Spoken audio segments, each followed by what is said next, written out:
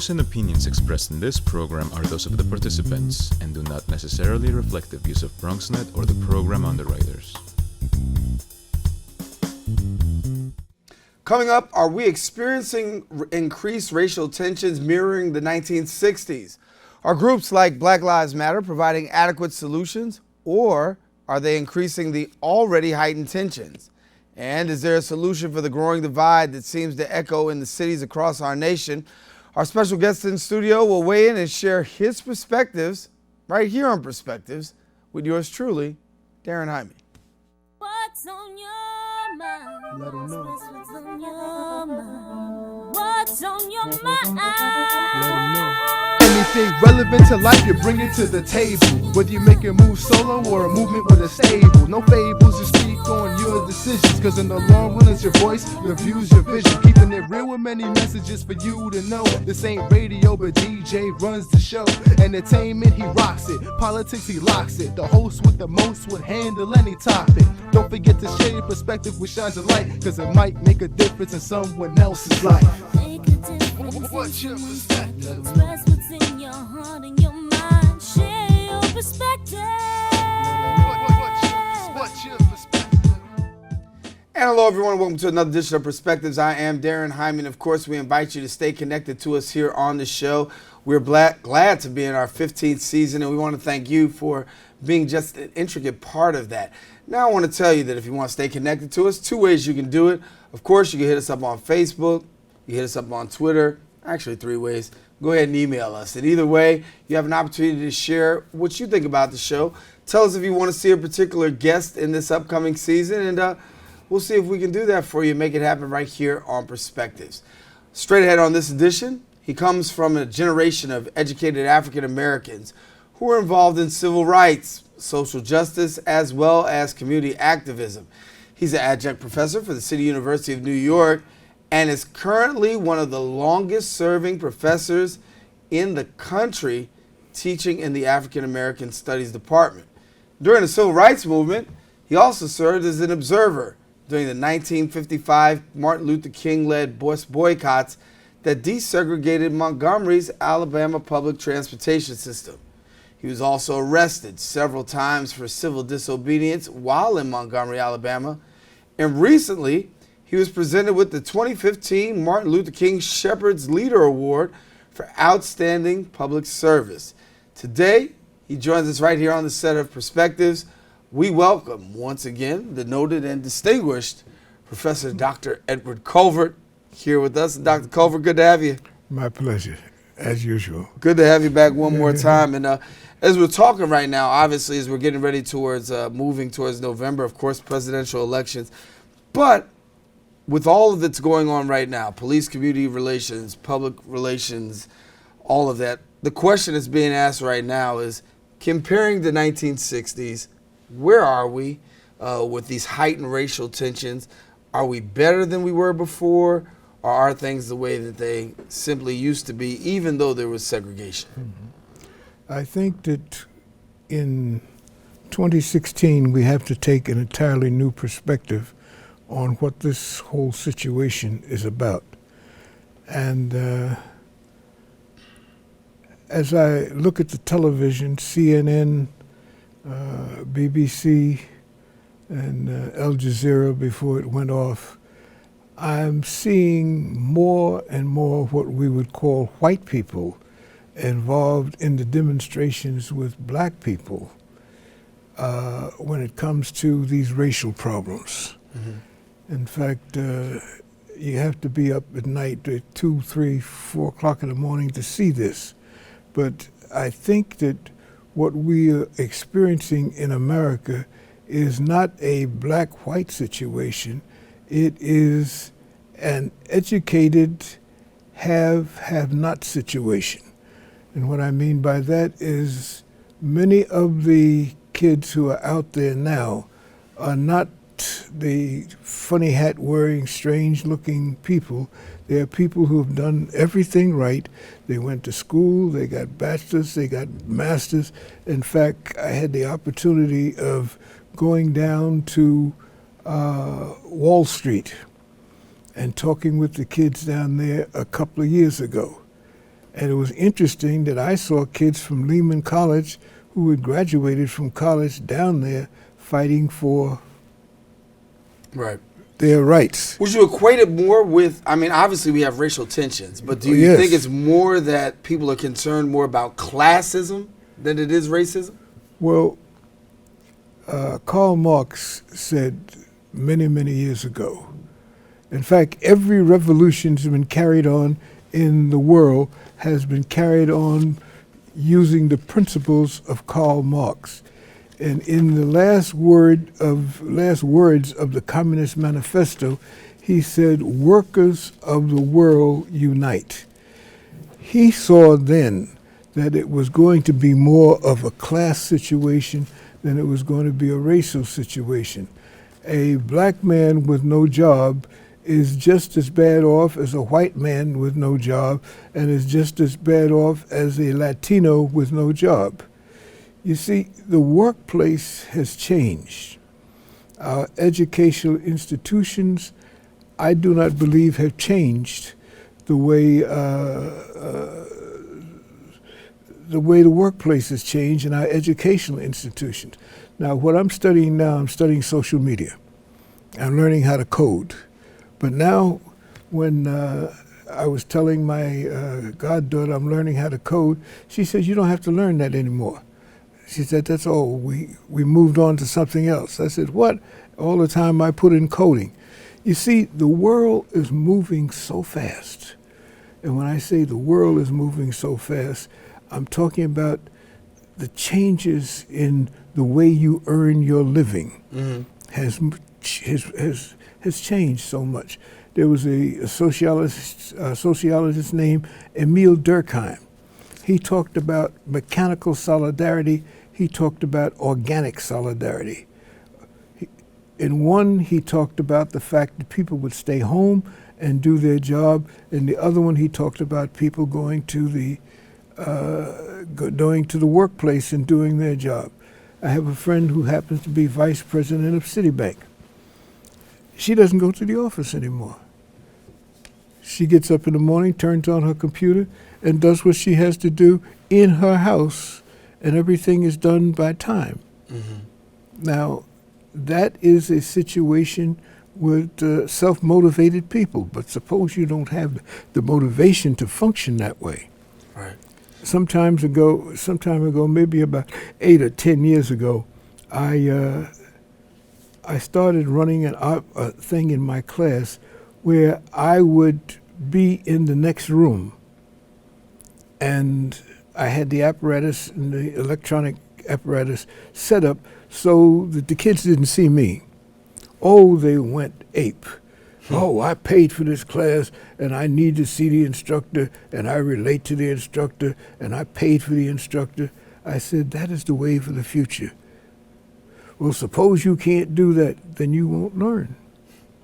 Talk to me a little bit about motivation. You talked about motivation. I want to talk about motivation and activism, because in the 60s, there was a certain activism that was engaged with the civil rights movement. Today, we're hearing, Black Lives Matter, Occupy Wall Street, and I'll talk about Occupy Wall Street in the next segment. But I want to talk about Black Lives Matter for a second. Are they effective? Black Lives Matter, and they're being affected because, one, you have to realize that the last bastion of places to work for white men is the police department. In fact, as a social scientist, I look at the data. I'm concerned about data. I want to see the data. Don't tell me all of the anecdotal stuff. I want to see the data. And when I look at the data from many of the towns where these shootings have taken place, the town is 70, 80% black, but the police department is 80, 85, 90% white. Now, what's wrong with that? And many white people have not had the experience of working with black people. I went to school up in upstate New York, a place called Orange County, Washingtonville, New York, Brotherhood Wines. When I graduated from high school, I was the only black male in my class. Only black male in my class. I did not experience the overt kind of racism, but there was the covert kind of racism that was there, in so much as when I went to Washington with my senior class, I stayed at the Dunbar Hotel in the colored section, and they stayed at one of the better hotels in the white section. And that was the first time that I had experienced something like that, but it was not coming from the school, it was coming from our nation's capital. You see, it is still there. But if you look at the shows, if you look at what's happening in Harlem now, you're finding more and more interracial couples. And nobody looks at it anymore as being a big deal. I want to take a break on that note and talk about, coming up after the break, healing the racial divide. Talk about African Americans, whites, Latinos, Asians. How do we heal the racial divide? Is it already being healed? We'll ask the professor. The doctor will answer right after this. Hello, good people of the Bronx and beyond. Welcome to A Life in Art.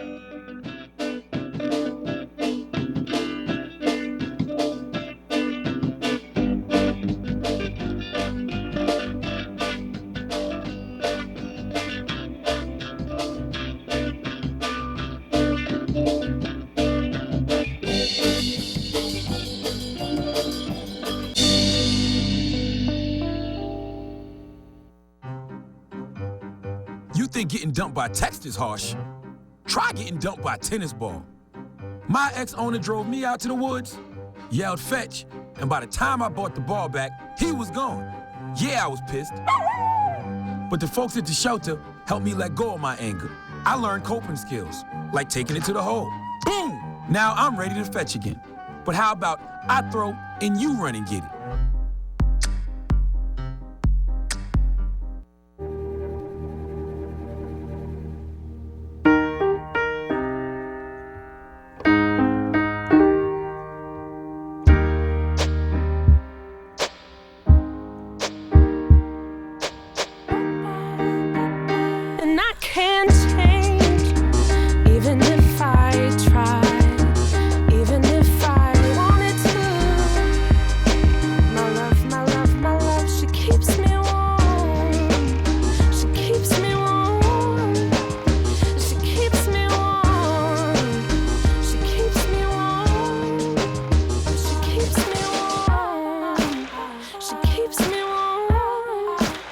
We are neighbors and best friends. I love my sister. My heart doesn't see race. Love is love. Our family is no less than any other family. Love is kind, love is patient. Back here on Perspectives, Darren Jaime here with you. We're continuing our conversation with Professor Ed Culvert, better known as Dr. Ed Culvert. We want to give him the respect that he's due, but he's been a professor here at City University of New York, been around for a long time. Lehman College has walked the walk with social justice, knows about criminal justice as well, and has been on the battlefield for a long time. And so when we talk to you, we're talking to someone who has some experience in the field. And I talked before in the last segment about healing that racial divide. A lot is going on right now where the racial divide is being further widened. What's it going to take, and can we? What's it going to take to heal this racial divide? Time. We don't have time. Everybody talks about time. Time heals all wounds. We don't have time. We ain't got but 20 more minutes on this show. Consider this. Here on Lehman College campus, well, I've been on between City and Lehman and John Jay. I've been working for CUNY now for 47 years. I've seen it all. The kids that come on board now, I don't know them, they don't even know me, and they make no effort to ever get to know me. In fact, someone was telling me the other day about Harry Belafonte, how he was born in Jamaica. I said, Harry Belafonte was not born in Jamaica. I said, he was born in Harlem, raised in the Bronx. Oh, no. I said, no, that's not right. check it out, and then come see me. They checked it out and came back and saw me and said, how did you know that? I said, all I had to do was read the book, and all you had to do was read the book. Instead of listening to what somebody says, look at what the books, look at what's going on. You mentioned class. Mm-hmm. Class is very important. People are not concerned now about what color you are. People are concerned about how much money you can make. Right. If you can make $100,000 a year, you get lighter. Uh-huh. If you can make no dollars a year, whether you're white, you get darker. And that's a reality. Nobody wants to do badly. The people are now looking for people that they're compatible with. I was talking to a friend of mine the other day, and I said, I was so glad to talk to you. She said, why? I said, I have somebody that I can talk to that knows what I'm talking about.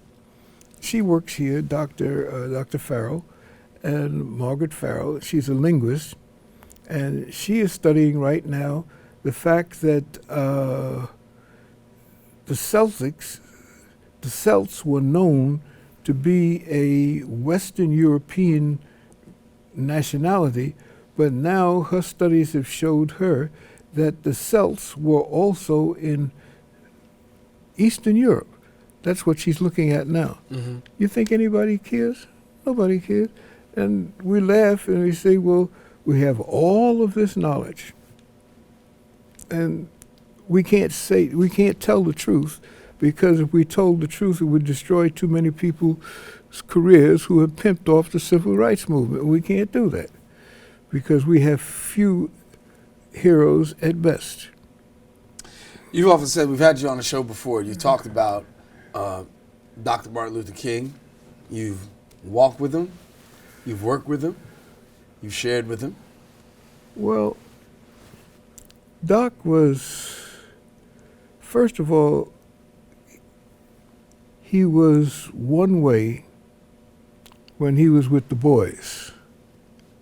He was another way when he had to go in public with his public persona. When he was in front of the camera, it was Dr. King. When he was with you and I and some of the guys, he liable to start a pillow fight, a water fight. Yeah. In fact, I gave out last year, I gave out pictures of Dr. Martin Luther King riding a bicycle. People said, Dr. King couldn't ride a bicycle? I said, what do you think, he was more old? He rode a bicycle. He was a tremendous dancer, and he was a lot of fun. Same thing with Malcolm X. One way when he's with the fellows, another way with his public persona. People are human. And so many people have lied about their relationship that it's difficult at best to tell the truth. Well, the irony is... You can't do that. I know. And I'm working to this next question, I do, but the irony is that there's so many people now that talk about they walk with King, spend time with King, and when we all know that as the head of the SCLC and doing the work that he did, many of his own really didn't even support King at all for what he was doing. The question I wanted to ask you really was, looking at where we are today, what do you think Dr. King would say about the issues and the circumstances today? Did I give up my life for this shit? That's what he said. When men walk around with their behinds sticking out, with their drawers hanging down. I have a fellow that's a former student out of this school. He was in probation, and he told the young fellow, he said, why don't you pull up your pants and take your hat off and sit down? The guy sued him. He had to fight for his job for saying, why don't you pull up your pants and take off your hat and sit down? Anytime that kind of behavior is acceptable, then we're in trouble, because that was one thing that we were known for. In fact, you will find most older men will take their hats off. They used to. They will bathe. I walk past people in the street, I say, oh my God, has they ever seen water? Except to drink after they played basketball. Mm-hmm. Don't bathe. Shoot some Pierre Cardin or something on that and just go on. And see, as long as this kind of behavior is acceptable, then we have a problem. Anytime we have situations where you can go on the TV and there'll be a woman with 4 children there and she doesn't know who the father of one of her children is, and nobody says anything about this, that's a problem. 1 is a mistake. 4, you got a serious problem. Talking about a cultural shift. And coming back after the break, we're going to talk more with Dr. Culvert, talking about this shift. Can we shift into gear? We'll ask him in a minute. Be right back. Your daughter just had her first breakup. Do you A, put yourself in her shoes? B, console her? Don't worry, sweetie. This is gonna happen a lot. Or C, find her a new boyfriend? Nice, single boys. That was weird. As a parent, there are no perfect answers. But you don't have to be perfect to be a perfect parent. Thousands of teens in foster care will love you just the same. Hey, look, it's those guys. What's good? What's up? What's happening today? Let's do those pearly whites, man. Yeah. The boys, check it out.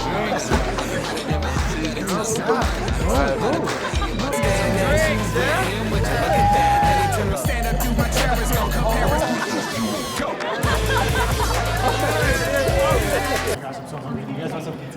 Ooh, cute.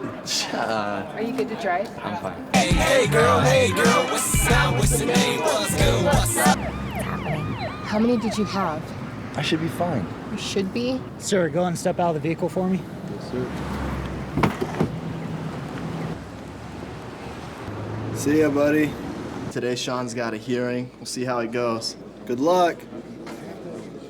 So turns out, buzz driving and drunk driving, they're the same thing, and it costs around $10,000. So not worth it.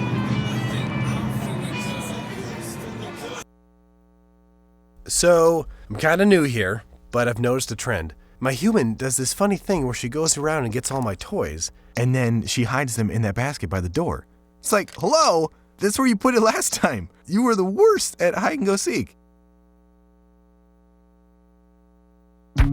People think I'm trash, but they're wrong. Today I'm just an aluminum can, but one day I could be a stadium.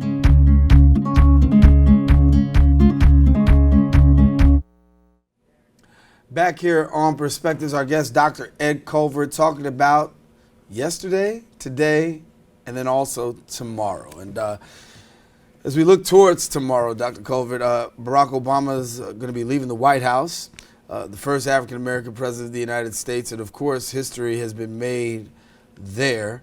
I want to talk about his legacy with regards to civil rights and social justice.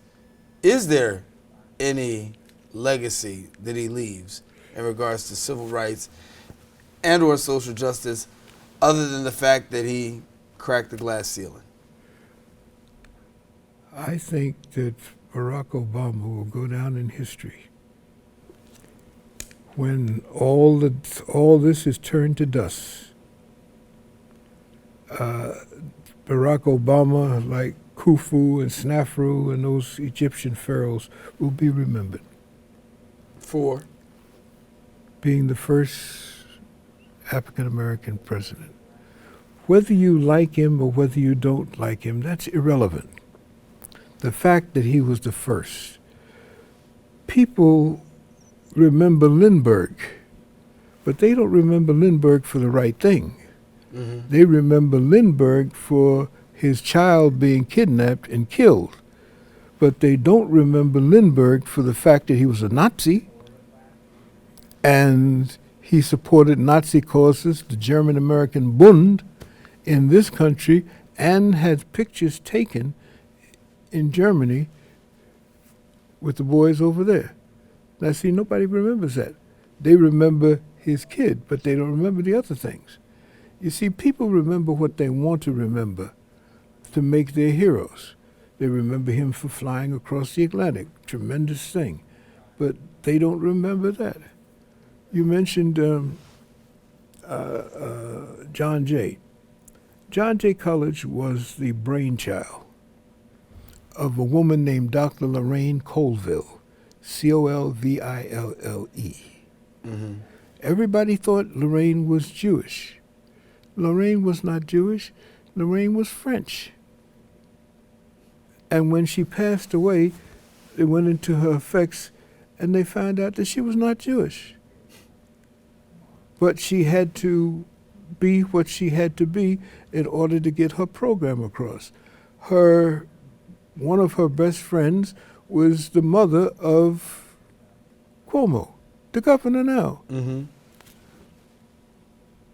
That's how history, that's history that sometimes people don't always know. Now, Lorraine was my business partner.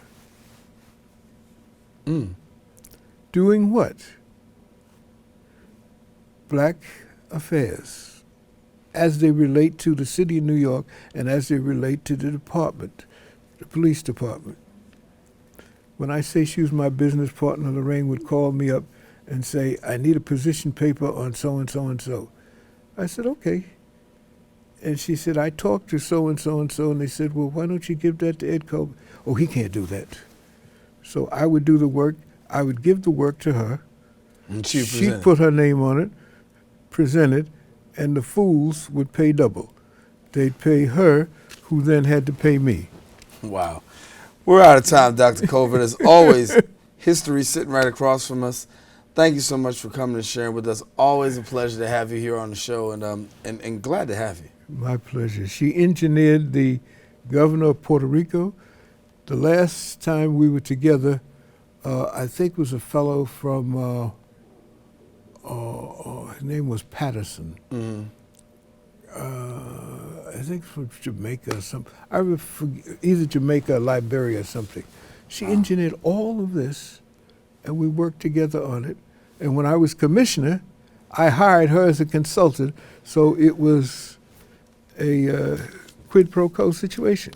The man, the myth, the legend, Dr. Ed Culvert here with us here on Perspectives, and we want to thank Dr. Culvert for sharing with us. We are out of time for today's show. As always, we encourage you to stay safe and share your perspective with somebody else. You never know what a difference it might make in somebody else's life. For all of us here on the Set of Perspectives, I'm Darren Jaime saying take care. God bless. We'll see you soon.